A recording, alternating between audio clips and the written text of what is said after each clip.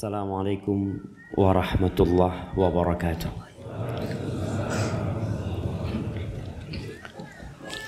Alhamdulillah alladzi bi ni'matihi tatimmu shalihat. Segala puji bagi Allah Jalla Jalaluh yang karena nikmatnya kebaikan-kebaikan menjadi sempurna. Duduknya kita di tempat ini dari sejak antum melangkahkan kaki di rumah, bangun tidur tidak seperti biasanya, kemudian melakukan perjalanan yang sebagian mungkin cukup jauh untuk datang ke rumah Allah ini. Kita bisa sholat 2 rakaat sebelum subuh. Kemudian kita bisa sholat subuh berjamaah, adalah nikmat yang besar yang seharusnya kita syukuri lebih daripada kita mendapatkan dunia dan isinya. Rasul sallallahu alaihi wasallam mengajarkan doa kepada Mu'adz bin Jabal. Mu'adz bin Jabal diajarin doa sama Nabi sallallahu alaihi wasallam. Allahumma a'inni ala dzikrika wa syukrika wa husni ibadatik. Ini sahabat yang dalam sebuah riwayat dikatakan a'lamu ummati bil halal wal haram Mu'adz. Umatku yang paling faham dengan halal dan haram itu Mu'adz. Itu diajarin sama Nabi sallallahu alaihi wasallam untuk berdoa, ya Allah bantulah hamba untuk mengingatmu, untuk bersyukur kepadamu dan beribadah yang baik kepadamu.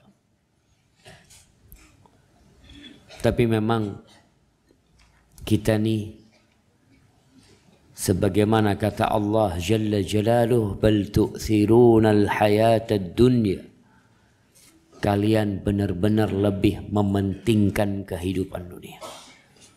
Sehingga nikmat sholat, nikmat berzikir, nikmat datang ke masjid tidak dianggap nikmat. Coba pulang dari sini ada yang telepon, ana udah transfer ke antum 3 juta. Alhamdulillah, alhamdulillah.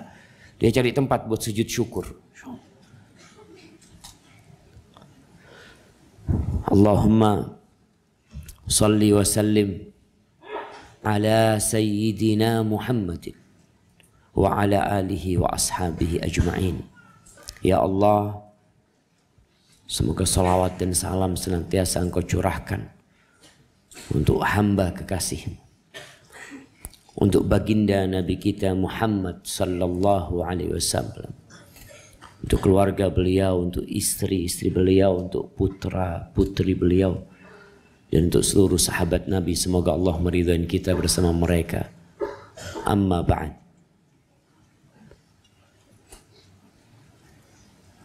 Masya Allah. Jamaah rahimakumullah. Mendaki ke jurang. Ana juga bingung, Ustaz. Maksud, kok bisa mendaki ke jurang? Astagfirullahaladzim.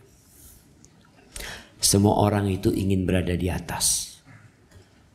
Semuanya. Dan itu sudah fitrah manusia. Yang sekolah pun, yang masuk pesantren pun, karena ingin di atas. Yang kuliah, sebagian orang itu bayar ratusan juta untuk kuliah. Sebagian daftar untuk jadi polisi, sebagian juga bayar ratusan juta. Kenapa? Karena ingin di atas. Tapi sebagian orang itu merasa sedang mendaki ke atas, sedangkan dia sedang mendaki ke jurang. Diceritakan tentang ada seorang gadis. Ya mungkin dia dulu itu foto model ya. Di sebuah majalah. Iklan sana, iklan sini. Suatu saat dia diajak sama manajernya untuk pesta privat, Masya Allah. Tapi dia menolak. Akhirnya karir dia berhenti. Ya karena ambisi untuk berada di atas. Akhirnya dia menjadi terkenal. Tapi dengan menjual kehormatan diri. Maka ada orang-orang yang menjadi terkenal dengan berpaling dari agamanya. Ada orang-orang yang berada di atas dengan menginjak-injak agamanya. Dia merasa sedang mendaki. Padahal mendaki itu harus memerangi hawa nafsu dia. Antum lihatlah teman-teman kita yang mendaki. Dia harus bawa bekal yang cukup. Dan tempat pendakian itu berat. Terkadang sebagian mati dalam masa pendakian tersebut. Allah Azza wa Jal mengatakan falaqtahamal aqabah. Orang yang mau masuk surga itu harus menempuh jalan terjal yang isinya segala sesuatu yang tidak disukai oleh jiwa. Kita tahu semua bahwasanya surga itu diliputin dengan perkara-perkara yang dibenci oleh jiwa. Maka ini anak-anak yang pesantren, yang orang tuanya memasukkan anaknya ke pesantren. Kadangkala anak-anak itu ingin naik ke atas melihat dunia yang berbeda. Sedangkan sebagian orang sudah kembali, yang dulu dia mendaki ke jurang, dia sekarang sedang bangkit dari jurang untuk mendaki ke atas. Dia tahu masa jahiliyah. Dia tahu masa yang penuh dengan dosa. Dia sedang berhijrah menuju kepada Allah Azza wa Jal.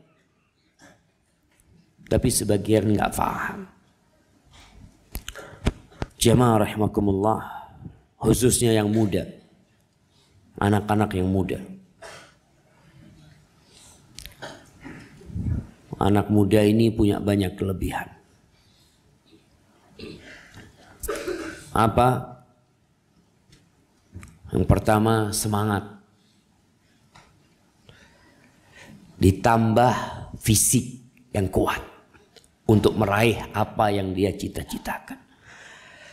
Kemudian terbuka dalam pandangan dia itu jalan panjang yang ingin dia lalui. Tapi jalan tersebut penuh dengan syubhat. Jalan tersebut penuh dengan syahwat. Penuh dengan godaan-godaan. Dan orang yang berbahagia, orang yang bisa sampai ke atas adalah yang dijaga sama Allah Azza wa Jalla.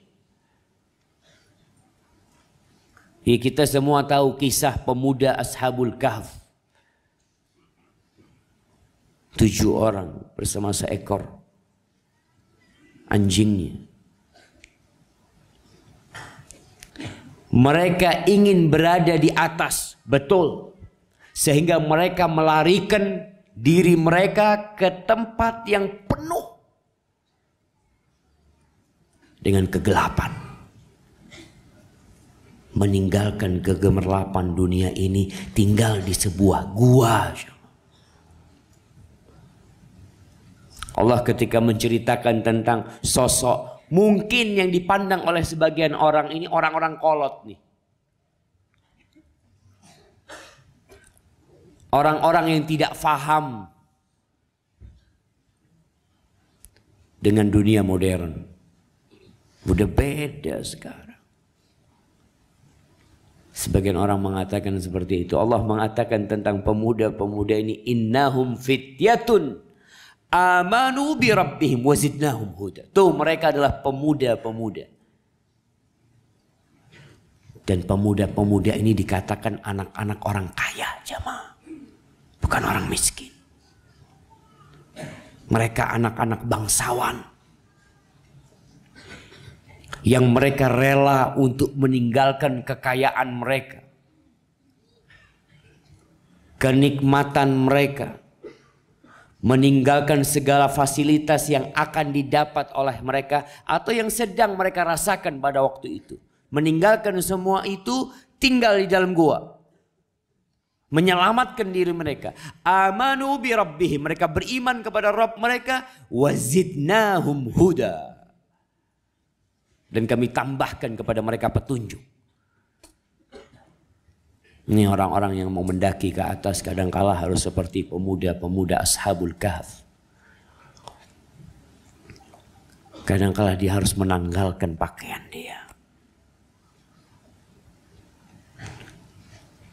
Kemudian apa yang Allah berikan kepada mereka? Allah tidurkan mereka selama 309 tahun. Mereka pemuda, bukan orang tua. Pemuda yang siap seperti ini sedikit. Kalau orang tua, orang sepuh baru bangkit dari jurang hendak mendaki ke atas, itu banyak. Karena dia sudah merasakan kehidupan dia, ternyata dia nggak sampai-sampai ke atas.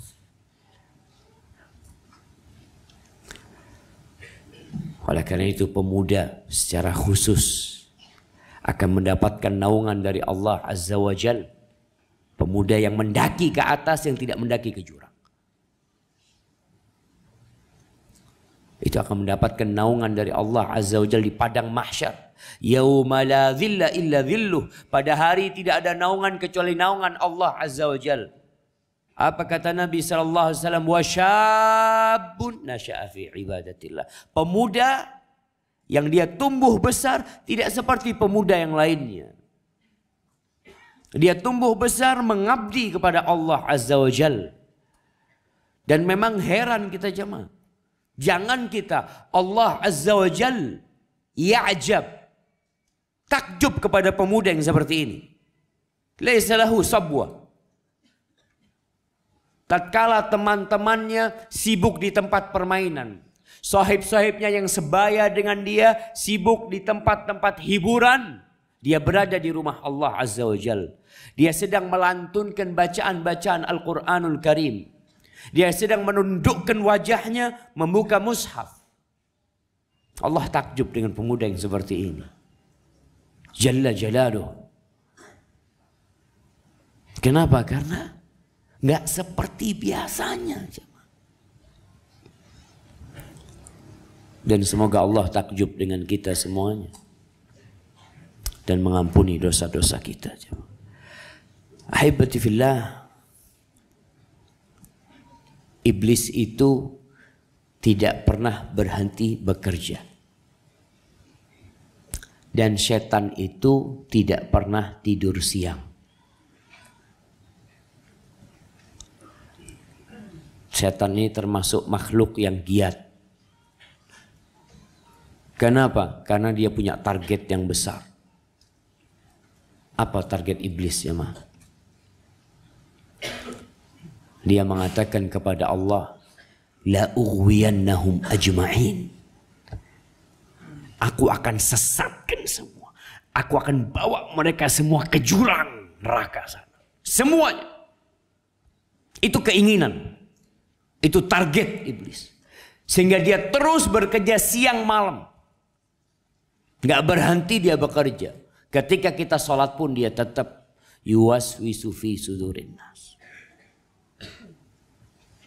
Dan di antara cara iblis menyesatkan ada manusia adalah dengan cara coba. Dia akan membisikkan kepada kita, cobalah. Mencoba melakukan apa? Mencoba melakukan kemaksiatan. Ketika orang ini mau lari dari kemaksiatan, iblis akan mengatakan, engkau masih muda, kenapa nggak coba? Nanti tobat, nanti tobat. Sekarang masih muda, masih sehat, Masih panjang umurmu. Siapa yang menjamin umur kita panjang? Sekarang lagi rame aplikasi apa? Apa? FaceTime. Iyalah apalah. Anak nggak paham itu jamaah. Orang itu coba-coba kira-kira anak umur 60 kayak apa sih? Orang umur 60 itu kepingin awet muda. Kok antum kepingin cepet tua? Jadi memang kadang-kadang orang sudah rusak fitrahnya. Ketawa-ketawa sendiri dia. Padahal malaikat maut sedang menunggu di pintu dia. Dia tidak pernah tua. Tiap hari antum lihat di rumah sakit. Berapa jenazah yang dibawa ke sana. Mereka muda.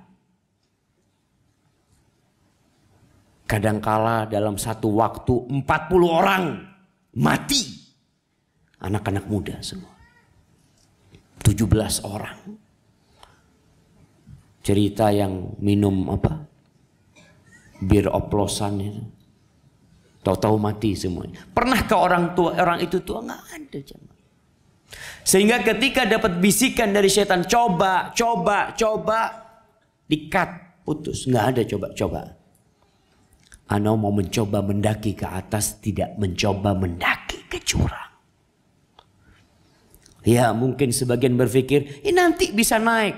Iya, kalau ada talinya. Kalau talinya udah putus, akan terjadi penyesalan yang tidak ada ujungnya.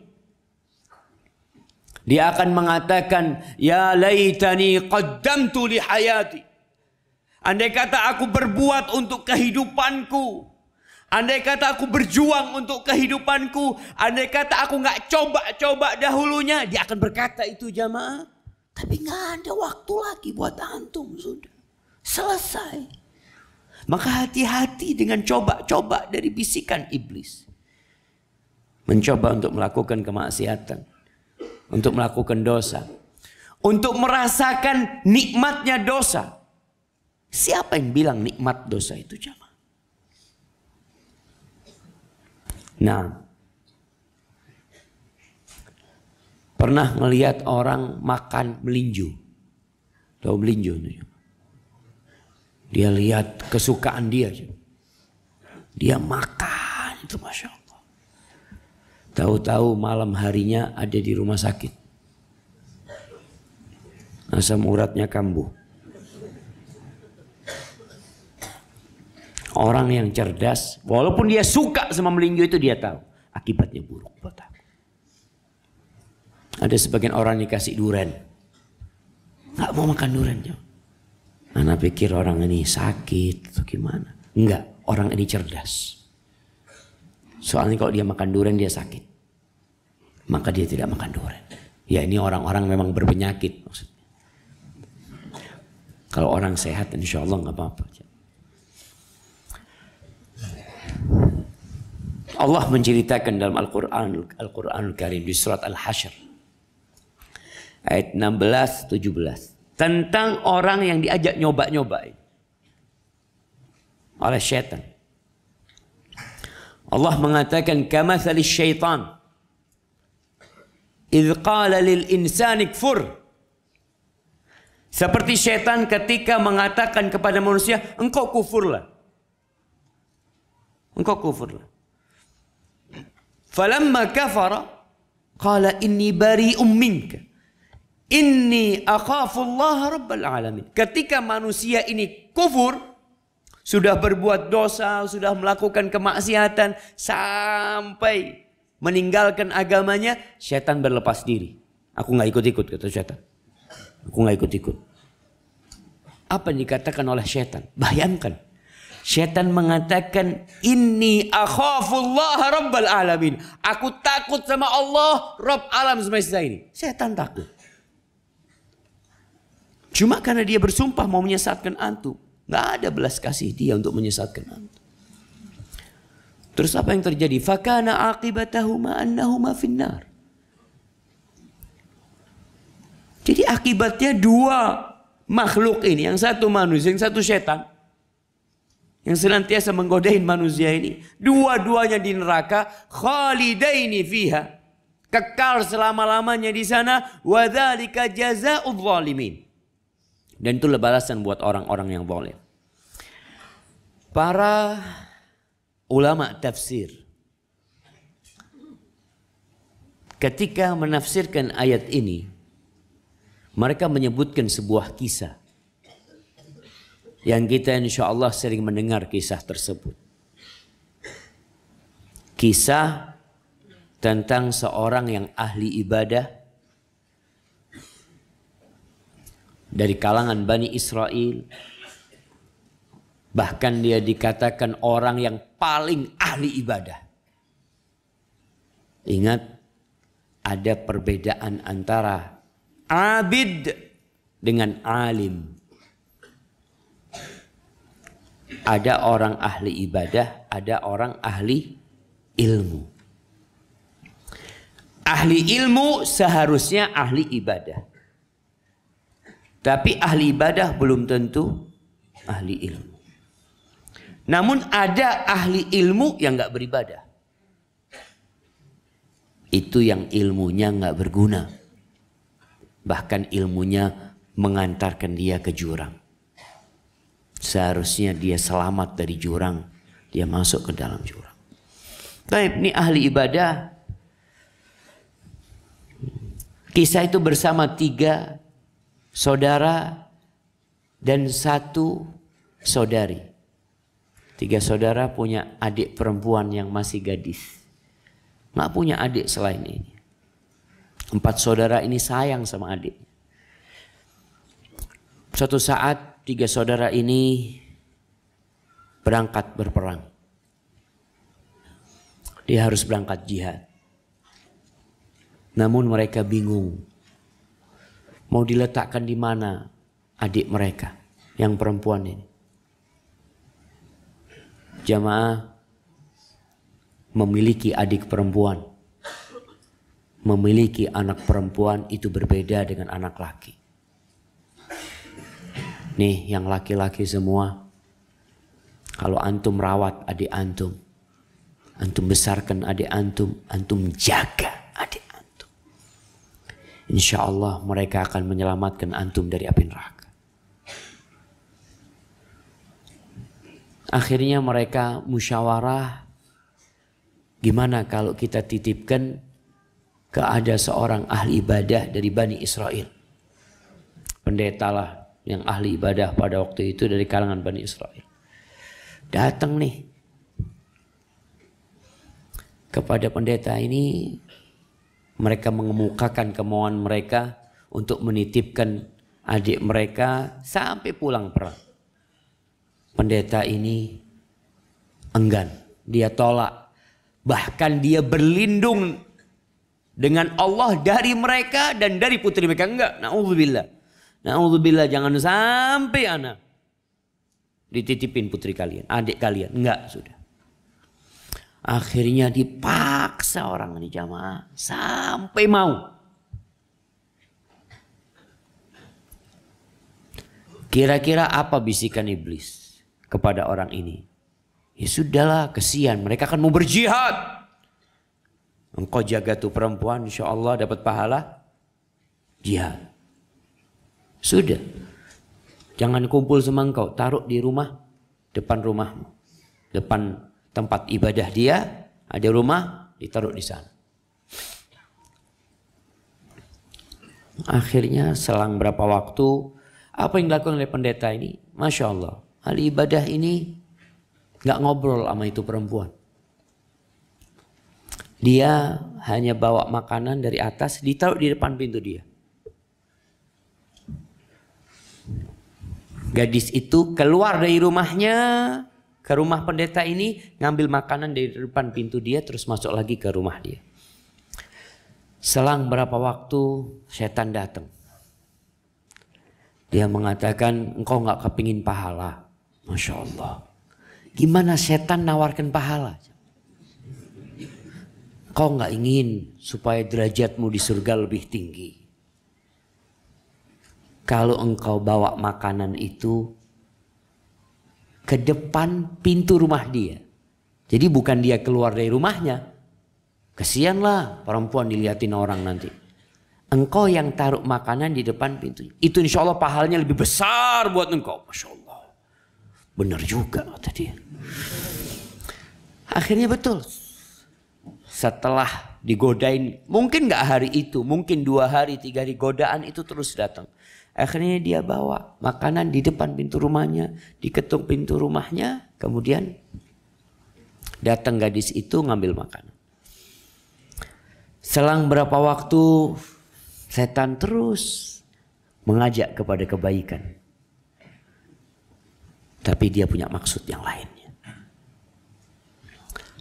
Tuh perempuan, dia kesepian. Coba engkau ngobrol sama dia. Supaya menghibur dia. Mungkin dia punya perlu sesuatu. Karena ada orang-orang yang tinggal sendiri itu bisa mati kesepian. Penuh dengan kengerian dia. Sampai akhirnya bisa diterima oleh orang ahli ibadah ini. Oh benar juga kata dia. Kemudian dia ngobrol dengan gadis ini dari atas rumahnya. Mungkin tempat ibadah dia itu tingkat. Dia ngobrol sama perempuan itu. Perempuan itu di rumahnya. Dia di rumahnya. Sambil teriak-teriak gitu. Akhirnya si iblis datang lagi. Kayaknya kurang etis lah. Masa engkau ngobrol teriak-teriak dari sana. Kalau engkau datang ke depan pintu rumah dia, terus engkau ngobrol sama dia, kayaknya itu akan lebih nyaman buat dia. Benar juga ini kata dia. Apa yang dilakukan oleh orang ahli ibadah ini? Betul. Perempuan itu dari rumahnya, ya mungkin buka pintu dulu sedikit. Si alim ini dari luar. Ahlan wa sahlan, Masya Allah. Mulai kok lebih enak katanya kayak gitu. Iya betul, ini kayaknya nasihat suara itu benar. Kemudian subhanallah jamaah. Terus iblis ini menggodain dia agar dia mau mau menambah pahala. Akhir cerita gimana kalau engkau masuk ke rumahnya. Masa engkau di depan pintu rumah dia. Nanti kelihatan orang jadi suudzon orang itu. Ya sudah engkau masuk ke dalam. Lebih enak kata dia. Akhirnya masuk ke dalam jamaah. Ketika masuk ke dalam rumah itu, mulai perempuan ini buka wajahnya. Ternyata perempuan ini cantik sekali. Terus ngobrol siang hari. Nggak malam hari, siang hari ngobrol jamaah. Sampai sore ngobrolnya jamaah.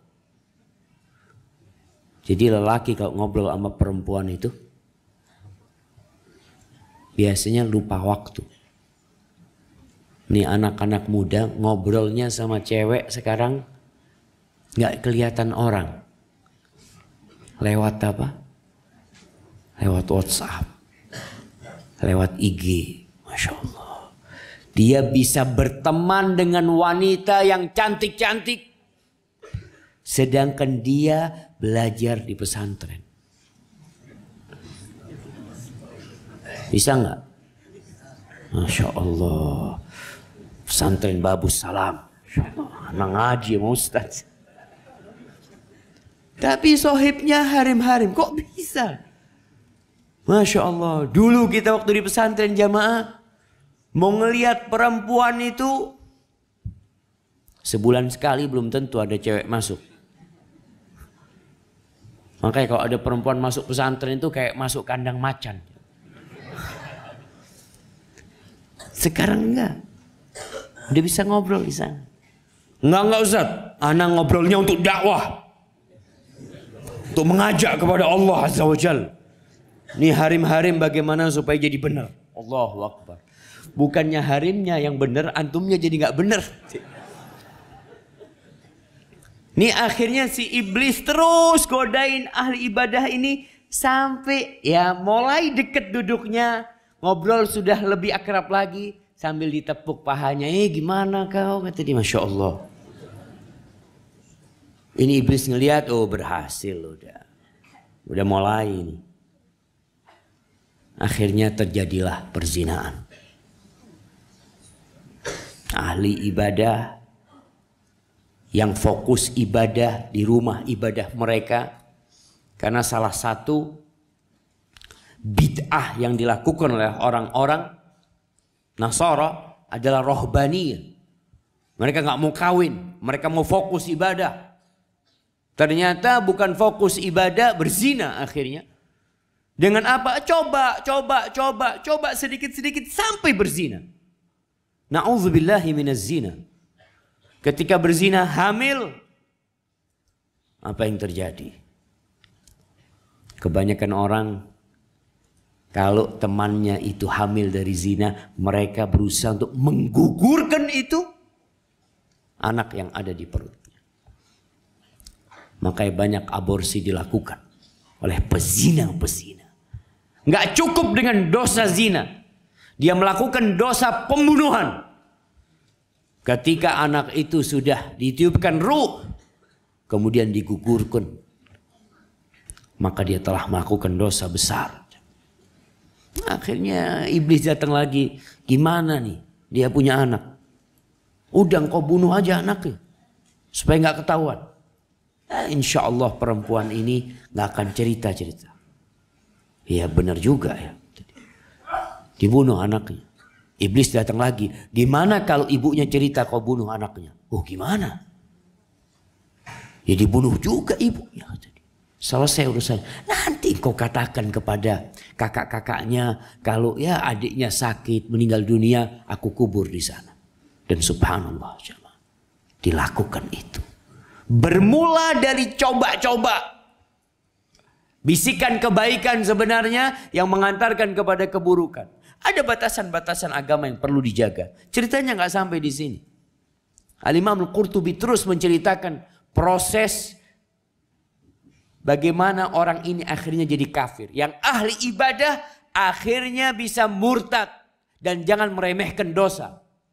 Dosa itu baridul kufur. Dosa itu mengantarkan kepada kekufuran jemaah. Ya enggak, insya Allah anak akan selamat dari kekufuran. Anak ini belajar, anak ini ngaji. Siapa yang menjamin? Pada akhirnya 3 anak muda ini datang.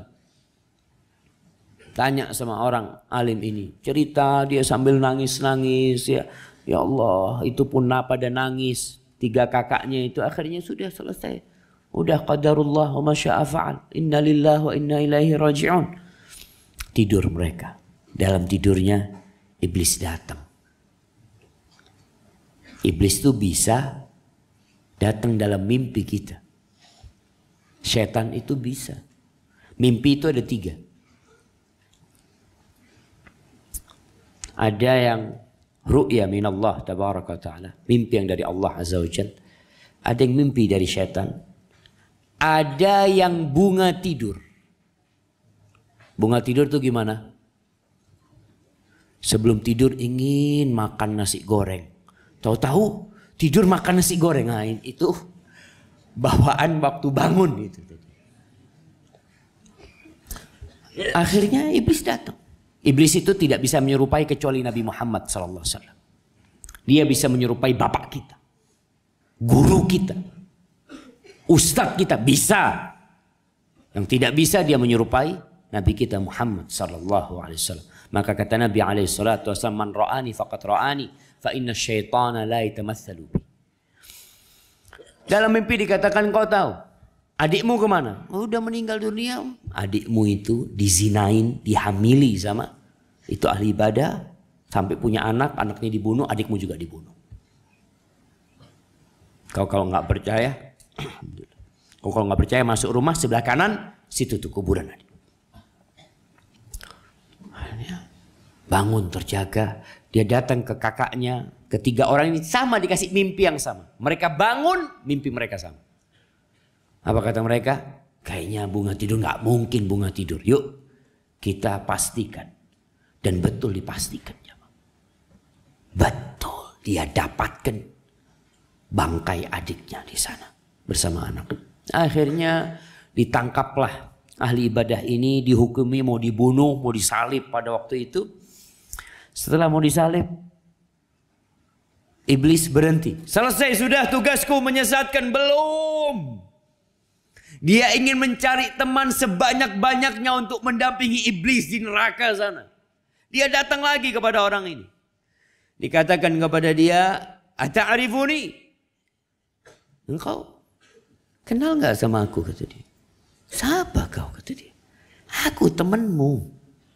"Teman yang mana?" "Yang ngajari engkau lah beberapa doa atau apa," kata dia. "Aku yang ngajari engkau," kata dia. Terus kasih tahu, engkau nggak malu? Engkau itu panutan Banu Israel. Engkau itu orang yang paling ahli ibadah. Apa nggak cukup dosamu itu dosa zina tadi dan dosa membunuh? Engkau masih tambah dosa merusak nama baikmu sendiri. Engkau mengaku kalau engkau yang membunuh juga. Engkau akan melecehkan orang-orang yang sepertimu. Dan kalau engkau mati dalam kondisi seperti ini nih, maka orang-orang ahli ibadah seperti engkau nggak akan selamat. Akan dituduh macam-macam. Ini ceritanya iblis mau menyelamatkan ya teman-teman ahli ibadah dia yang sama di gereja atau di tempat ibadah dia. Terus katanya, terus apa yang harus aku lakukan? Ini nih. Engkau taati perintahku satu aja. Aku akan selamatkan engkau dari mereka. Aku akan bikin pandangan mereka tidak ngelihat engkau. Kemudian engkau akan selamat. Apa yang harus dilakukan? Tasjudli sajidatan wahidah. Engkau sujud buat aku satu kali. Satu kali. Subhanallah. Orang ini sujud. Kata iblis, ini yang aku inginkan dari engkau. Kemudian orang ini dibunuh, mati dalam kondisi kafir. Bayangkan. Itu dari dosa kecil. Ya, kalau kita bicara melihat wanita yang bukan mahramnya itu, dosa besar, dosa kecil. Dosa besar, dosa kecil. Yang anak pondok nih. Besar kecil. Ngelihat perempuan dah lewat, Masya Allah. Subhanallah. Alhamdulillah. Dosa besar, dosa kecil jemaah. Dosa kecil. Dosa kecil. Menyentuh perempuan yang bukan mahramnya. Coba anda pegang tangan antum. Masya Allah. Pegang tangannya. Dosa besar, dosa kecil. Dosa kecil. Oh, dosa kecil Pak Ustadz ya. Masya Allah. Baru tahu Ustadz. Kata Nabi SAW, "Iyyakum wa muhaqqaratiz dzunub." Kalian hati-hati dengan dosa-dosa yang diremehkan itu. Hati-hati. Semua dosa itu kita diperintahkan untuk meninggalkannya. Dan ada dosa-dosa kecil yang dianggap remeh oleh manusia. Itu dosa kecil. Fa innalaha minallahi taliban. Itu ada malaikat khusus yang menuntutnya. Allah sudah ciptakan malaikat khusus yang menuntut dosa-dosa kecil ini. Dan dosa kecil ini kalau sudah berkumpul di diri seseorang akan menghancurkan orang itu. Tadi awalnya bukan dosa. Awalnya ya sekedar ngobrol lah dari jauh untuk menghibur dia, tapi mengantarkan kepada perzinahan. Di sini kata Allah Azza wa Jalla, "Wala taqrabuz zina." Allah tidak mengatakan jangan berzina, tapi Allah katakan wala taqrabuz zina, jangan mendekati zina. Karena fitnah terbesar bagi kaum laki-laki ini apa? Perempuan. Maka Allah katakan jangan deket-deket. Tadi mulai kenalan-kenalan dengan perempuan via Instagram, ya. WhatsApp, nggak ada yang tahu jemaah. Orang tua kadang-kadang nggak tahu anaknya ngobrol sama siapa. Kalau dulu kelihatan. Jadi masa kita dulu kalau ada Cowok mau ngobrol sama cewek, kirim surat ya. Ada bekasnya. Kelihatan sama sahib-sahibnya. Sampai kita ingat dulu teman kita di pondok itu disidang. Karena surat-suratan sama akhwat. Surat-surat sama akhwat, ketahuan suratnya, dipanggil dia. Dipanggil, disuruh baca suratnya di depan teman-temannya. Allahu Akbar jamaah. Sekarang nggak ketahuan. Allah katakan wala taqrabuz zina. Innahu kana fahishatan wa sa'a sabila. Dampak buruk dosa ini di awalnya terlihat lezat. Terlihat nyaman, tapi akhirnya yang ada azab. Azab buat jiwa seseorang. Al-Imam Ibnul Qayyim rahimahullahu ta'ala menulis kitab yang judulnya Ad-Da'u wad-Dawa. Ad-Da' wad-Dawa. Obat dan penyakit. Ada kok obat penyakit. Penyakit dan obat. Kita ini perlu belajar mana yang ternyata penyakit. Yang sebagian kita menjadikan hal itu anak tangga untuk menuju kesuksesan kita. Kita ingin sampai ke atas dengan melewati jalan tersebut. Ternyata ini penyakit. Belajar. Terus kalau orang sudah terjebak dalam hal itu, maka dia harus mengobatinya. Di antara dampak buruk dosa, jamaah, kemaksiatan itu akan mewariskan kengerian di dalam hati. Antum jangan pikir orang melakukan dosa itu enak. Dia merasakan kengerian. Buktinya mereka ketika melakukan dosa sembunyi-sembunyi. Orang mesti berzina di tempat yang remang-remang. Makanya antum coba lihatlah yang namanya kafe-kafe malam, klub-klub malam itu ada yang terang benderang. Ana pernah isi kajian di Blok M. Malam pulang bis isya, ana jalan, ana lewat, bang ini tempat apa bang? Ana lihat, kok remang-remang kayak gini? Ini tempat maksiat Ustaz, kata dia. Masya Allah. Jadi kanan kiri itu jalan Blok M sana itu ternyata memang ada rumah-rumah maksiat dan gelap memang, nggak terang benderang gitu, nggak tahu di dalamnya. Wallahualam, siapa yang pernah masuk? Semoga kita diselamatkan. Orang itu masuk sana penuh dengan ketakutan. Kadang-kala dia noleh kanan kiri karena dia sedang melakukan dosa. Yang kelezatannya hanya beberapa menit, yang setelah itu kengerian yang akan dia dapatkan. Subhanallah. Allah Azza wa Jalla mengatakan di surah Al-An'am ayat 25-26. Faman yuridillah an yahdiyahu yashrah sadrahu lil Islam. Barang siapa yang Allah ingin kebaikan buat dia, ingin memberikan hidayah kepada dia, maka Allah jadikan hati orang ini lapang menerima Islam, lapang menerima agama Allah ini, lapang menerima aturan-aturan Allah Azza wa Jalla. Hatinya itu enak menerimanya. Wa man yurid an yudillahu yaj'al sadrahu dayiqan haraja. Tapi Allah yang menginginkan orang ini tersesat, maka Allah jadikan hatinya sempit. Dadanya itu susah untuk bernafas buat dia. Seperti orang yang sedang naik ke langit. Itu tuh orang-orang yang Allah jauhkan dari hidayah. Hatinya akan penuh dengan kegalauan.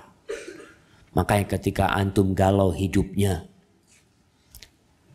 istilahnya suntuk, beban yang dahsyat seakan-akan diikat oleh tali, ingin memerdekakan dirinya. Itu gara-gara dosa. Apa yang harus dilakukan? Ya segera bertobat kepada Allah Azza wa Jalla. Alladzina amanu wa tatma'innu qulubuhum bidzikrillah. Ala bidzikrillahi tatma'innul qulub. Ketika antum ingat sama Allah, ketika antum punya keinginan berbuat dosa, lalu antum berusaha untuk melawannya dengan mengingat Allah Azza wa Jalla. Allah melihatku, antum mengatakan subhanallah, alhamdulillah, astagfirullah, a'udzubillahi minasyaitonir. Terus antum baca seperti itu, tadi hati yang bergejolak untuk melakukan dosa, lama-lama hati itu akan tunduk. Tahu-tahu jadi melembut. Dan alhamdulillah antum selamat dari perbuatan dosa. Yang kedua, orang yang melakukan dosa, melakukan kemaksiatan, walaupun dia merasa sedang naik ke atas, sedang mendaki ke atas, sejatinya dia sedang mendaki ke jurang. Dia akan hidup penuh dengan kehinaan. Walaupun sekarang dia di atas, akan ada waktunya. Dia mungkin sekarang kelihatannya terhormat, karena memang pakaian dia menutupin dia dari dosa-dosanya. Jabatan dia membuat dia bisa mendelete, meremove dosa-dosa dia. Seakan-akan dosa dia telah hilang. Tetap dia itu hina di mata Allah Azza wa Jalla dan hina di hadapan manusia. Jamaah rahimakumullah. Allah Azza wa Jalla menceritakan tentang kaum-kaum sebelumnya yang melakukan dosa. Allah mengatakan fatilka buyutuhum khawiyah bima zalamu. Itu tuh rumah-rumah mereka kosong, sepi, karena kezaliman yang mereka lakukan, karena dosa-dosa yang melakukan. Inna fi dzalika laayatan liqaumi ya'lamun. Di situ tuh ada tanda-tanda kebesaran Allah buat orang yang mau berpikir.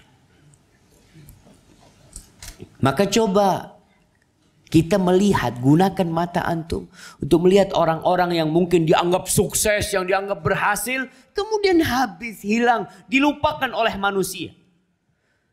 Bahkan negeri-negeri yang besar, jamaah, itu hilang. Allah nggak peduli dengan mereka. Abdullah bin Abbas radhiyallahu taala anhu mengatakan, innalil hasanati diya'an fil wajhi. Antum kalau berbuat ketaatan, antum tuh akan tampak bercahaya wajahnya, walaupun kulitnya hitam. Mungkin sebagian kita orangnya nggak putih, ya, warnanya sawu, lau sawu antum. Tapi ketika dia melakukan ketaatan, itu seakan-akan ada cahaya. Ana masih ingat, dan terus ana tidak akan lupa. Suatu saat ana waktu di Medina, pulang dari Masjid Nabawi bersama istri ana bertemu dengan beberapa mahasiswa. Ana katakan assalamualaikum kepada mereka. Kata istri ana, bang, siapa mereka bang? Mahasiswa. Masya Allah bang. Ana lihat di antara manusia yang berjalan, yang keluar masjid itu, wajah mereka penuh dengan cahaya. Bercahaya wajah antum. Ini kita bilang diya'an fil wajh wa nuran fil qalb. Ada sinar di wajahnya, ada cahaya di hatinya, wa sa'atan fil rizq. Nih sebagian orang ingin, ya mungkin sebagian ingin kaya raya, ingin punya rizki yang banyak, tinggalkan kemaksiatan. Kebaikan itu akan mewariskan sinar di wajah, cahaya di hati, rizki yang luas, wa quwwatan fil badan. Badannya dikasih kuat. Wallahi jamaah, ada seorang ustaz di Jawa Timur sana, hafizahullah ta'ala. Sudah tua ustaz ini jamaah. Sudah banyak penyakit dia.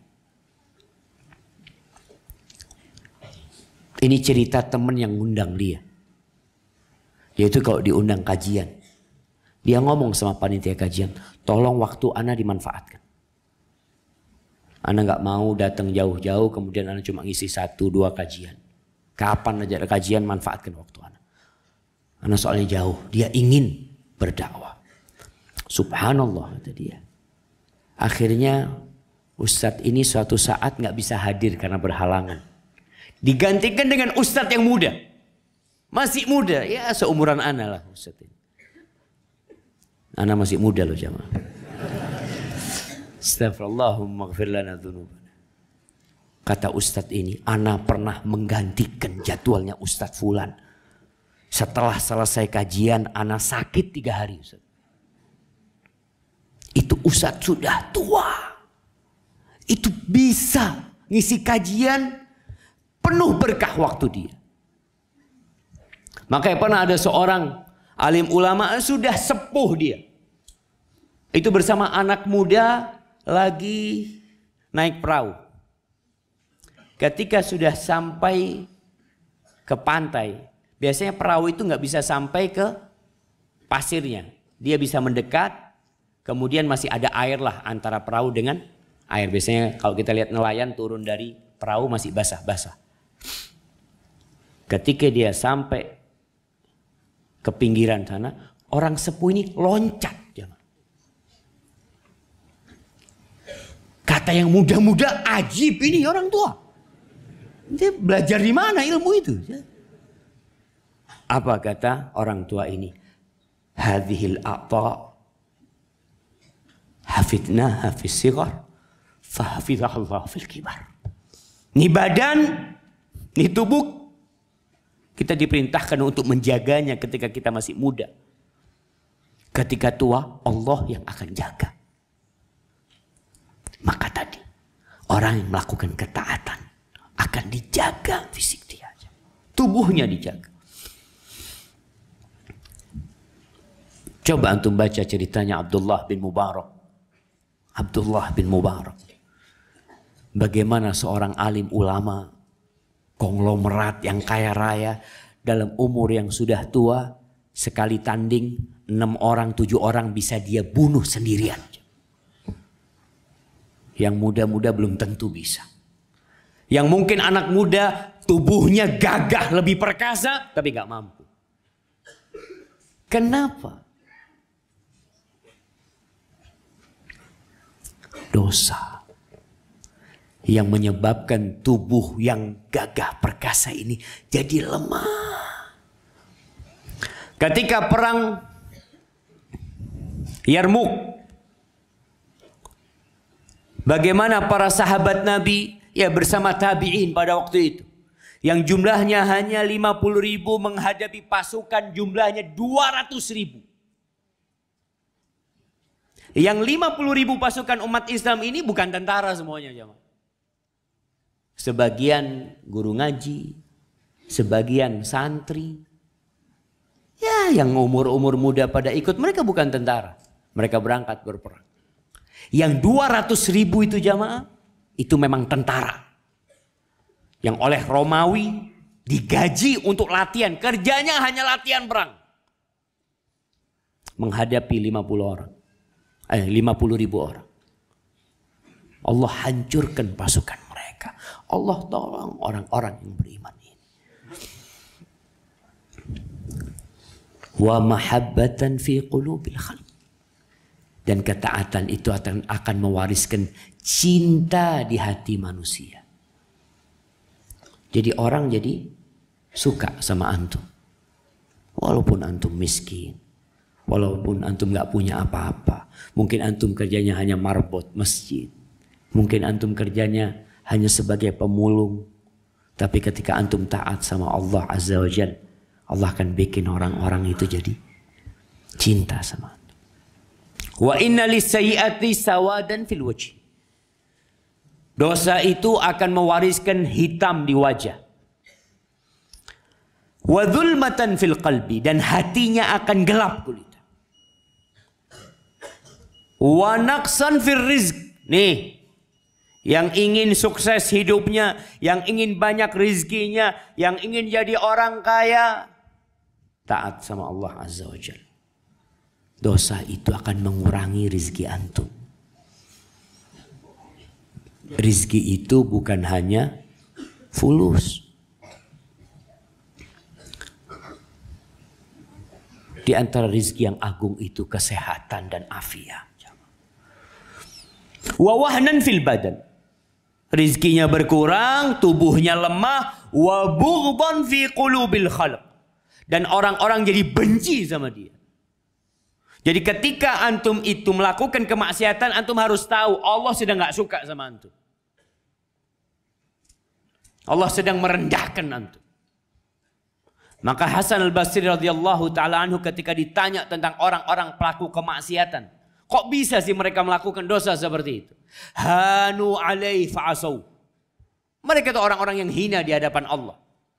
Maka Allah nggak jaga mereka. Mereka melakukan kemaksiatan. Walau azzu alaihi la'asamahum. Kalau mereka makhluk-makhluk yang mulia, pasti Allah jaga. Seperti Allah menjaga Nabi Yusuf alaihissalam dari perbuatan dosa. Dijaga Nabi Yusuf dari perbuatan dosa. Hampir aja terjadi perzinaan. Hampir saja. Terus Allah jaga Nabi Yusuf alaihissalam. Kenapa? Karena Nabi Yusuf orang yang mulia di sisi Allah Azza wa Jalla. Ketika antum bisa melakukan dosa dengan nyaman, berarti antum sedang dihinakan sama Allah Azza wa Jalla.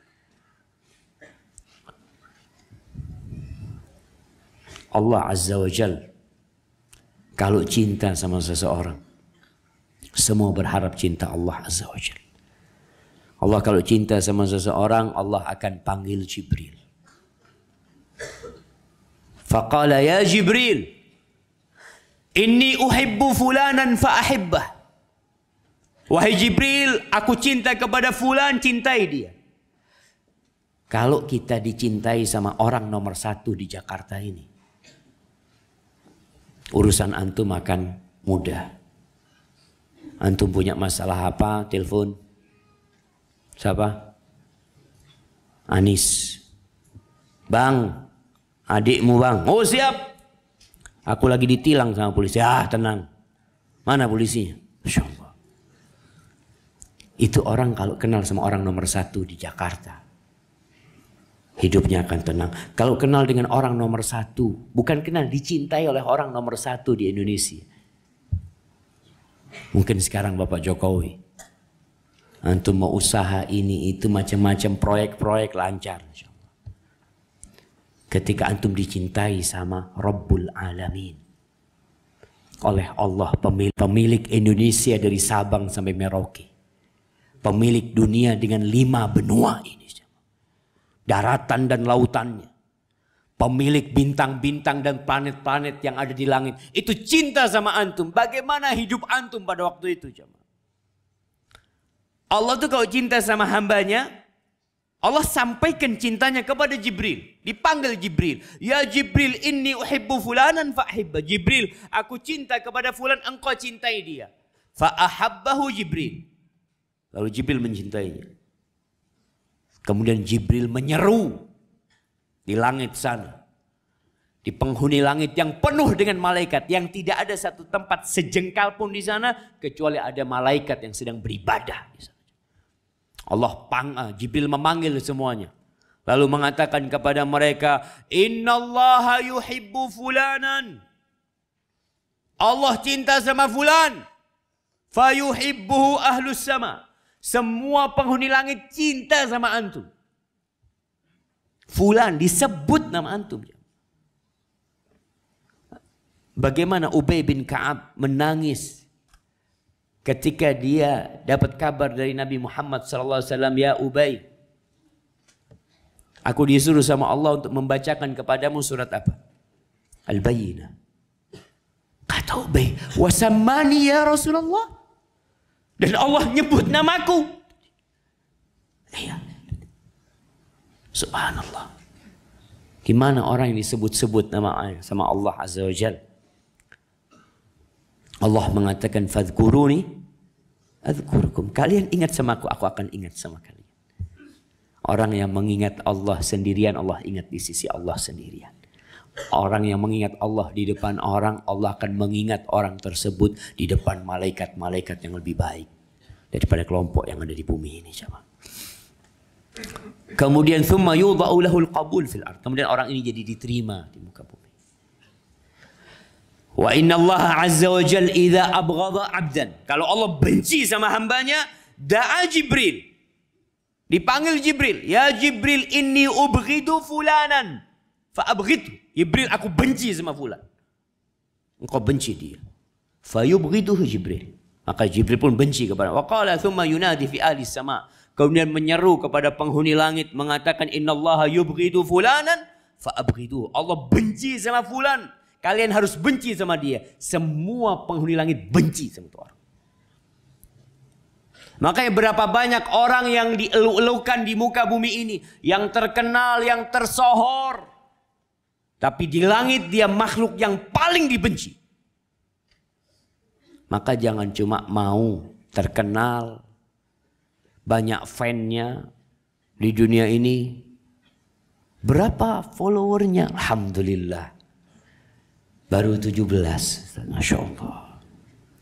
Anak-anak pesantren followernya berapa? Fatih berapa followernya? Hah? 300 Masya Allah. Udah 300 ya Masya Allah. Rencana mau berapa? Nah, kita harus tahu. Jangan sampai banyak pengikutnya di dunia. Tapi penduduk langit benci sama kita. Nggak ada yang ngikutin antum.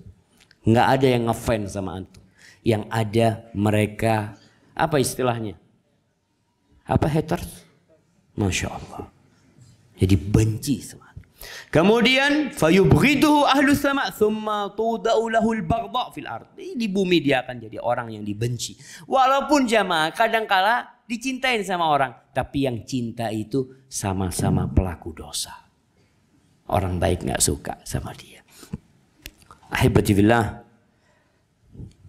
Masih banyak sebenarnya dampak buruk dari dosa. Antum bisa kaji tadi di kitab Ad-Da' wa Dawa.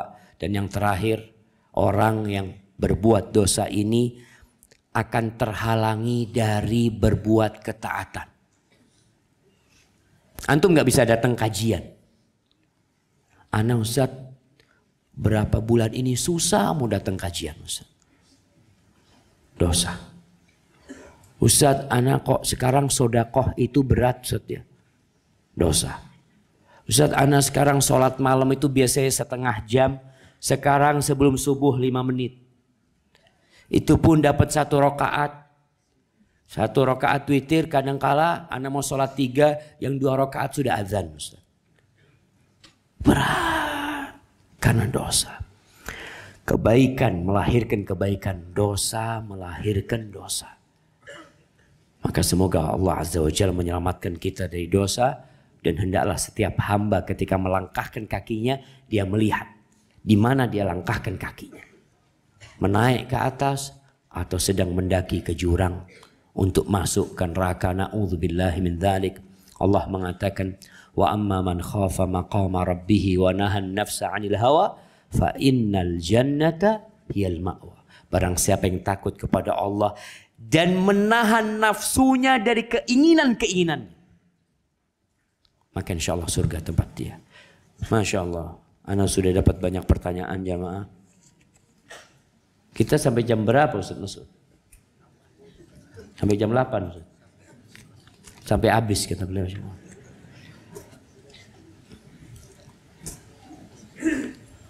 Assalamualaikum Ustaz. Waalaikumsalam warahmatullahi. Bagaimana sifat dari jin qarin yang mendampingi kita? Apakah dia hanya menemani Ustaz? Atau menyuruh kepada kebaikan atau keburukan? Soalnya saya sering mendapat seperti bisikan untuk melakukan amal soleh dan juga terkadang dapat bisikan untuk dosa dan maksiat. Iya, kalau bisikan itu mengajak kepada kebaikan, maka itu dari malaikat Allah Azza wa Jalla yang juga mendampingi manusia. Kalau bisikan itu mengajak kepada keburukan, tadi qarin dari setan itu tersebut. Jadi bukan dia nemenin antum yang ngobrol sama antum, qarin ini. Enggak. dia memang membisikkan keburukan. Dan terus bisikan keburukan dan kebaikan itu ada di diri kita. Apa tugas kita? Ketika bisikan itu kebaikan, amalkan. Tapi tahu dari mana kita itu baik atau tidak? Dari mana jemaah? Belajar. Tadi bisikan iblis kepada orang yang ahli ibadah, yang disuruh masuk ke dalam rumah berduaan dengan perempuan tersebut, itu baik apa buruk? Seakan-akan baik. Makanya disebut iblis ini al-gharur, yang suka menipu. Jadi bisikannya itu buruk tapi dibungkus kebaikan. Soalnya kalau semuanya buruk kadang-kadang orang nggak mau. Maka dibungkus, enggak, ini untuk kebaikan insya Allah. Maka antum harus belajar supaya tahu mana bisikan kebaikan dan mana bisikan keburukan. Barakallahu fikum. Nah, Ustaz, ana ingin meminta saran tentang masalah pribadi teman ana. Nggak apa-apa jemaah. Orang itu kadang-kala cerita tentang dirinya tapi ada fulan Ustaz. Boleh. Teman ana mempunyai istri dan seorang anak. Ketika istrinya pulang ke kampung bersama anaknya yang berumur 4 tahun. Dan sepulang dari sana istrinya sudah mengandung 6 bulan. Dari laki-laki lain. Na'udzubillah. Teman ana sangat terpukul dan kecewa. Tetapi teman ana seorang yang polos dan sangat sabar. Dengan begitu teman ana masih menerima sang istri yang sedang mengandung. Tetapi sang istri sampai sekarang tidak meminta maaf atau tidak mengakui kesalahannya. Apa yang harus teman ana lakukan dengan masalah yang seperti ini?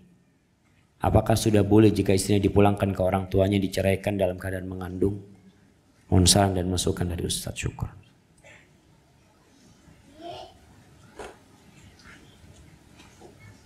Nah, yang pertama perlu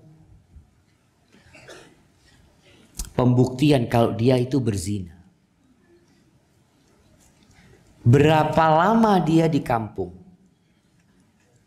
Pulang ke kampung bersama anak yang berumur 4 tahun. Dan sepulang dari sana istrinya sudah mengandung 6 bulan.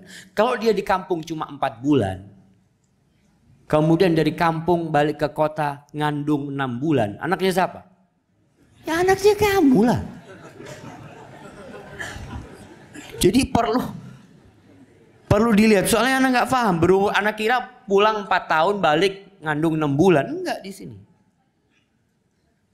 Baik, kalau benar berzina. Kalau benar berzina. Jadi kita tahu ada sihir jamaah. Namanya sihir mahabbah. Ada laki-laki itu yang disihir sama istrinya sehingga jadi orang apa ya?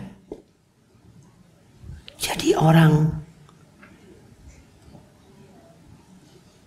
bahlul. Iya, jadi istrinya ngobrol sama laki-laki, keluar sama laki-laki, dia nggak ada rasa cemburu. Ada yang seperti itu. Suaminya disuruh sini. Datang suaminya. Iya, ada sihir. Memang ada sihir seperti itu. Maka bisa jadi laki-laki ini, kalau tadi istrinya benar berzina dan istrinya tidak minta maaf, na'udzubillah min dzalik. Kemudian suaminya tetap cinta sama istrinya, seharusnya dia benci sama istrinya. Dan dikatakan istrinya juga nggak bertobat. Maka kalau benar, anak katakan kalau benar, memang istri dia itu berzina, maka pulangkan ke orang tuanya, ceraikan itu dia dalam kondisi hamil, dan itu yang namanya tolak sunnah. Tolak yang sesuai dengan sunnah itu jamaah adalah menceraikan istri dalam kondisi hamil. Menceraikan dalam kondisi iddah dia. Yang kedua, menceraikan istri dalam kondisi dia bersih, belum dikumpulin. Itu tolak yang sunnah. Jadi kalau ada orang mengatakan ini suami zalim, istrinya lagi hamil diceraikan, itu yang sesuai dengan sunnah. Karena dengan harapan balik. Kau masa menceraikan istrimu sunnah? Masa nggak kepingin balik sama dia? Tuh di perutnya ada anakmu. Tapi perceraian terjadi ketika itu. Maka kalau memang seperti itu, tolong teman antum ini suruh baca zikir pagi dan petang. Dan ada sihir yang paling menakutkan, itu sihir dengan darah haid. Ada seorang teman itu disihir sama istrinya, itu kopinya dicampur sama darah haid. Na'udzubillah min dzalik. Maka hendaklah seorang itu membentengi dirinya dengan zikir pagi dan petang ya, supaya sihir itu tidak masuk sama dia. Masya Allah. Assalamualaikum warahmatullahi wabarakatuh. Waalaikumsalam warahmatullahi wabarakatuh. Apakah ada kemungkinan seorang suami istri yang sudah mengaji dan memiliki visi misi untuk sama-sama mendaki ke surga namun tergelincir ke jurang? Wallahi jamaah, Nabi kita Muhammad sallallahu alaihi wasallam terus berdoa mengatakan, ya muqallibal qulub tsabbit qalbi ala din. Nggak ada yang bisa menjamin. Maka ketika Nabi SAW baca doa itu, para sahabat mengatakan, ya Rasulullah, atakhafu alaina? Engkau takut kita ini bisa murtad, bisa berubah, kata dia. Iya, kata Nabi SAW. Hati manusia itu di tangan Allah Azza wa Jalla. Dibolak-balikan sekehendak Allah Jalla Jalaluh. Orang semakin berilmu, semakin ngaji, itu semakin takut tersesat dalam kehidupan ini. Maka di surah Ali Imran ayat ke-6 insyaallah, bagaimana Allah menceritakan doanya orang-orang yang berilmu tentang ar-rasikhun fil ilm. Apa yang mereka katakan? Rabbana la tuzigh qulubana ba'da idh hadaitana wa hab lana min ladunka rahmah innaka antal wahhab. Ya Allah, jangan palingkan hati kami setelah Engkau berikan hidayah kepada kami. Karunia kami rahmat dari Engkau, ya Allah, Engkau maha memberi karunia. Jamaah antum tahu, ada penulis wahyu di masa Nabi Muhammad SAW. Ada orang yang menulis wahyu, matinya murtad. Terus antum berpikir, antum udah ngaji, insya Allah selesai husnul khatimah. Nggak pernah doa, nggak pernah mohon sama Allah supaya ditetapkan hatinya di atas agama Allah Azza wa Jalla. Maka terus berdoa mohon sama Allah Azza wa Jalla. Dan sekali lagi, di antara yang menyebabkan orang itu akhirnya murtad, dosa-dosa kecil yang diremehkan. Karena biasanya kalau sudah ngaji itu sudah paham mana dosa besar, mana dosa kecil. Oh, bukan dosa besar, aman insya Allah. Yang kecil ya nanti istighfar, insya Allah diampuni semua. Itu kadangkala yang menyebabkan kita malah meremehkan Allah Azza wa Jalla. Maka terus berdoa, mohon supaya ditetapkan hatinya di atas agama Allah.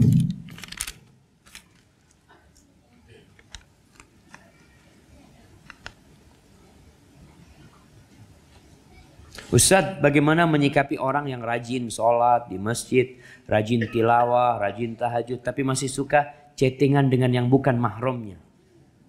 Teman sekolah reuni dan bicara kasar ke istri.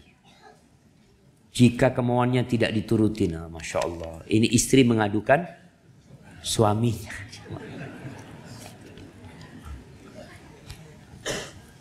Nah, ya kita tetap harus berhati-hati.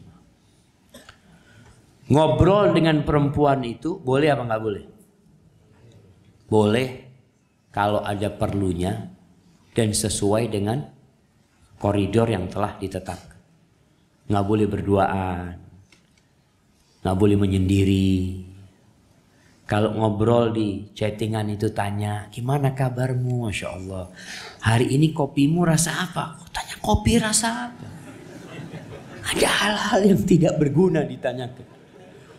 Jadi kalau mau chatting umpamanya, memang ada yang ingin diobrolkan, penting umpamanya, silahkan. Tapi kalau nggak penting, sekedar obrolan yang tidak berguna, maka hati-hati. Jangan diremehkan perkara seperti ini. Tadi yang ana sampaikan, Allah mengatakan wala taqrabuz zina. Kalian jangan mendekati perzinahan. Dan banyak kali reuni-reuni yang mengantarkan kepada perceraian. Karena ketemu dengan ya mantannya atau teman dulu di SMA. Kadangkala mereka itu perempuan jemaah. Ya istilah orang dulu, rumput tetangga lebih hijau dari rumput sendiri. Kita itu udah sama istri kita dilihat-lihat. Aduh, kok kayak gini ya? Udah puluhan tahun antum ngelihat kayak gini. Astagfirullah. Terus ngelihat ada temen, Masya Allah. Padahal suaminya dia sama kayak antum udah. Udah bosen sama bininya dia juga. Maka hati-hati, jangan tertipu dengan pandangan mata antum. Kita diperintahkan untuk mendudukkan pandangan. Dan tadi kalau punya suami yang seperti itu, yang masih suka chattingan, tugas istri adalah berusaha untuk mengajak suaminya untuk jadi lebih baik. Dan istri kalau ngasih tahu suami ada adab dan etikanya. Sering Anda sampaikan, kalau ngasih tahu suami jangan teriak-teriak istri. Nggak perlu sampai piring pecah di rumah. Nggak perlu sampai tas diturunkan. Mau kemana? Mau pulang. Kayak gitu. Masya Allah. Nggak bisa insya Allah diperbaikin suaminya. Apalagi suaminya tadi taat sama Allah Azza wa Jalla. Dan mungkin chattingan dia memang chattingan dakwah. Masya Allah. Husnudzan sama suaminya. Tapi kalau suami di pojok rumah ketawa-ketawa sendiri harus dicurigai. Mungkin perlu diruqyah jemaah. Ustadz, calon istri yang baik itu seperti apa? Apakah yang dapat menjaga diri dan pergaulannya? Serta penurut itu sudah cukup? Bagaimana hukum wanita mudah bergaul dengan lawan jenisnya? Apakah hukum chattingan dengan non mahram seperti dengan teman lawan jenis? Ya kalau sejenis ya mahram lah jemaah. Ya, kalau laki sama laki. Nah, berkaitan dengan calon istri yang baik itu, Rasul Shallallahu Alaihi Wasallam mengatakan agama. Bicara agama, agama ini ada yang minimal, ada yang maksimal. Minimal calon istri antum itu menjaga kewajiban, meninggalkan yang haram. Itu minimal. Jadi katakan orang ini agamanya baik ketika kewajibannya dilaksanakan, larangan ditinggalkan. Kalau dia mengamalkan yang sunnah, oh ini tambahan. Jadi ketika antum mau menikah, paling enggak batas minimal itu harus ada. Kalau perempuan ini, Masya Allah, akhlaknya baik, taat dan penurut, cuma Ustadz, sholatnya jarang-jarang. Itu buruk. Kalau orang ini taat sholatnya 5 waktu, tapi dia kalau ngomong sama orang tuanya mengangkat suara, akhlaknya buruk. Dia melakukan yang haram, maka tinggalkan.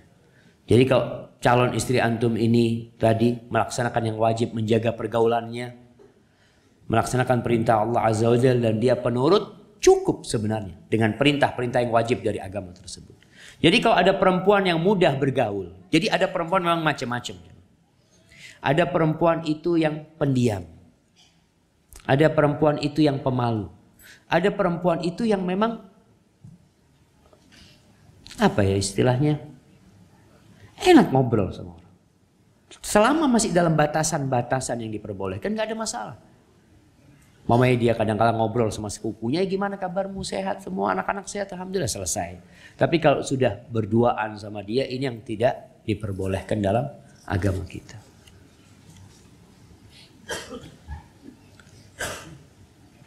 Bagaimana jika ana dalam proses ta'aruf tapi sudah mempunyai rasa cemburu? Apa itu wajar Ustaz? Ini cemburu sama siapa antum? Belum istrinya antum. Memang ada orang-orang yang sudah jatuh cinta lebih dahulu kepada calon dia. Jadi kalau antum cemburu sama dia karena ada orang lain yang mungkin mau melamar dia, ya wajar. Antum sudah cinta sama dia. Antum ingin dia jadi istri antum. Tapi jangan sampai rasa cemburu antum ini menyebabkan antum menceraikan dia sebelum nikah. Betul, ini para ulama ditanya, bagaimana seorang yang menceraikan istrinya karena dia cemburu, sudah kalau gitu aku ceraikan engkau 3 kali. Belum jadi istrinya, gimana diceraikan? Nggak akan jatuh. Gimana kalau akhirnya menikah, Ustaz? Apa talak dia sebelum nikah jatuh? Ustaz? Nggak jatuh gitu loh jamaah. Maka hendaklah seorang lelaki, jamaah, cemburunya biasanya karena kehormatan. Karena kehormatan. Itu secara umum. Wanita biasanya cemburu dia itu karena iri dan dengki. Karena hasut. Tapi ada yang cemburu benaran. Kalau engkau cemburu karena calonmu melakukan kemaksiatan, maka itu harus kita cemburu. Allah Azza wa Jalla cemburu ketika hamba-hambanya melakukan yang haram-haram. Tapi jangan sampai berlebihan. Karena ada laki-laki yang cemburunya berlebihan, akhirnya was-was hidupnya. Istrinya tidur, HP-nya dipegang. Dia lihat chatting sama siapa. Dia pasang kamera, hidden kamera di rumahnya. Masya Allah. Dia rekam semua obrolan istrinya. Karena kecemburuan yang tidak ada buktinya. Maka itu nggak boleh. Tapi kalau ada buktinya silahkan. Bukan lagi curiga ya. Tapi memang ada bukti yang menyebabkan dia bisa membuktikan apa yang dilakukan oleh istrinya. Ustaz, bagaimanakah cara agar kita mampu menerima poligami? Walaupun semoga suami ana tidak melakukan itu, Ustaz. Iya, itu fitrah manusia nggak ingin dipoligami. Itu fitrah manusia. Aisyah pun nggak ingin. Aisyah nggak ingin. Bahkan Aisyah itu ingin Nabi SAW menjadi suami dia sendiri. Ketika Rasul SAW memboikot istrinya selama 1 bulan. Selesai itu Nabi SAW menawarkan kepada istrinya. Mau tetap bersama Nabi SAW dengan kondisi hidup yang susah. Beribadah kepada Allah Azza wa Jalla atau mau cari dunia. Sudah, nanti kalau memang kau cari dunia aku ceraikan. Aisyah mengatakan, ya Rasulullah, aku milih engkau. Tapi jangan kasih tahu sama istrimu yang lainnya. Jangan kasih tahu kalau tanya. Artinya biar nanti istrinya mungkin gak milih Nabi, kan tinggal buat Aisyah sendirian. Nabi SAW. Itu wanita seperti itu. Dan Aisyah cemburu. Ketika Rasul SAW menikah lagi. Menikah sama Ummu Salamah. Itu fitrah yang wajar buat wanita. Gak apa-apa wanita merasa berat ya suaminya kawin lagi. Itu gak masalah. Susah hidupnya. Yang penting masih dalam yang wajar-wajar. Jangan sampai gila. Karena ada seorang yang poligami jamaah. Masya Allah. Ini cerita teman. Ketika tahu suaminya poligami. Itu teriak-teriak perempuan ini jamaah. Piring pecah semuanya. Kemudian dia melihat kepada suaminya. Kamu pengkhianat. Kamu penjahat. Kemudian dia lihat foto suaminya yang di handphone ya. Suamiku ini suamiku kata dia. Bukan kamu kata dia. Ini suamiku kata dia. Masya Allah jamaah. Tapi setelah 2 hari perempuan ini alhamdulillah menerima. Artinya kadangkala ya serangan pertama itu begitu menyakitkan. Tapi ketika perempuan itu mulai sadar kalau hidup di dunia ini adalah ujian dari Allah Azza wa Jalla. Kalau yang dilakukan suaminya adalah sesuatu yang dihalalkan dalam agama. Dan tugas dia adalah menerima ini sebagai takdir Allah Azza wa Jalla. Takdir Allah itu semuanya indah. Kalau kita memandang dari sisi yang indah. Tapi kalau kita memandang dari sisi yang buruk, semuanya akan jadi buruk. Jamaah. Berapa banyak orang tua yang punya anak, ingin menggugurkan anaknya. Kenapa banyak orang ingin punya anak, engkau punya anak mau digugurkan? Karena dia memandang dari kacamata yang buruk. Dia mengatakan, aduh Ustaz, Anda sudah punya anak 7, tambah 1 lagi. Gimana cara didik dia? Gimana cara ngasih makan dia? Subhanallah. Ketika antum memandang dengan kacamata Ar-Razzaq, Dzul Quwwatil Matin, selesai urusan. Ketika seorang perempuan mendapati suaminya poligami. Apa yang harus dia lakukan? Ya sudah sabar. Masa cuma sabar Ustaz? Kuncinya itu. Ibu-ibu mau ngapain? Suaminya poligami, mau ngapain sekarang? Iya. Ana akan gugat cerai. Kenapa harus digugat cerai? Karena suami ana bukan suami yang setia. Rasul sallallahu alaihi wasallam makhluk yang paling setia, istrinya 9. Makhluk yang paling mulia, yang paling setia. Jadi dikatakan lelaki tidak setia ketika dia berzina. Ketika dia menjalin hubungan asmara tanpa pernikahan, itu lelaki pengkhianat. Tapi kalau lelakinya menikah lagi dengan cara yang baik dan dia mampu melakukan keadilan, maka dia tidak berkhianat kepada anti. Kalau anti mengatakan berat, ya wajar itu berat. Tapi ketika menganggap ini ujian dari Allah Azza wa Jalla dan semoga datangnya makhluk baru itu mengisi rumah tangga anti, kehidupan ini akan jadi indah. Sekali lagi pandanglah dengan kacamata yang indah. Lama hidup kita tidak seberapa. Dan ada seorang laki-laki yang menikah, istrinya kedua. Dia menikah lagi, subhanallah. Ternyata dia itu merawat istrinya sampai mati. Istri yang kedua itu sakit. Dan ada seorang yang menikah kedua sama sekali bukan untuk syahwat.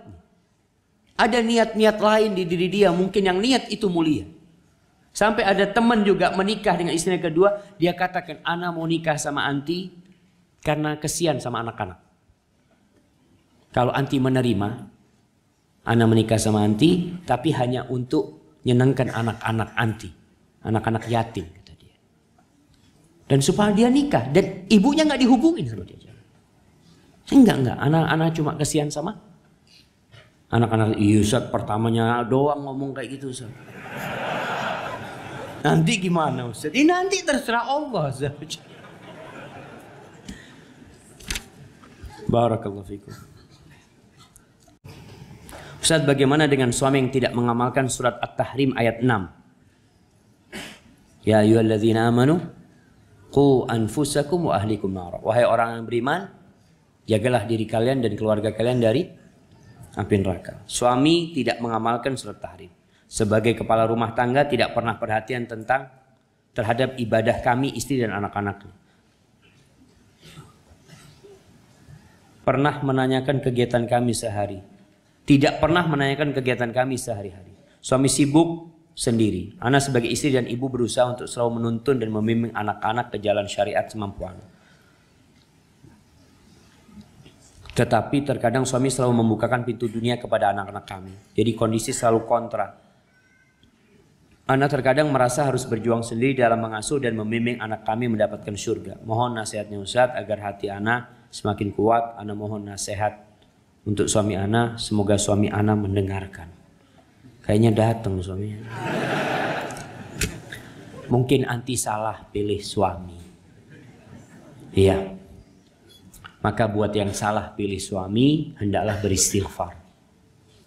Mohon ampun sama Allah Azza wa Jalla. Sebagaimana suami yang salah pilih istri, dia beristighfar. Ya, banyak pernikahan-pernikahan yang sebelumnya itu berasaskan syahwat dan nafsu belaka.